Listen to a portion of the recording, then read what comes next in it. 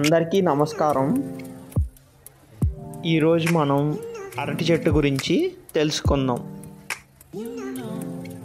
కొన్ని రోజుల క్రితం మా తోటలో మేము అరటి చెట్టుని నాటాం. అది ఇప్పుడు కొత్త గలను వేసింది. మనకు అరటి గల యొక్క కింద భాగంలో ఊద రంగులో కనపడేదే అరటి పువ్వు. ఆ భాగాన్ని మనం శుభ్రం చేసుకొని మనం ఆహారంగా స్వీకరించవచ్చు. అరటి పువ్వులో ఎన్నో ఖనిజాలు, లవణాలు, మన బాడీకి అవసరమైన విటమిన్లు ఉంటాయి. అరటి పువ్వు మన జీర్ణ వ్యవస్థను మెరుగుపరుస్తుంది. అరటి చెట్టు తన జీవితకాలంలో కేవలం ఒక అరటి గెలని మాత్రమే ఇస్తుంది. ఆ గెల తీసుకున్న తర్వాత ఆ చెట్టుని మనం నరికివేయాలి.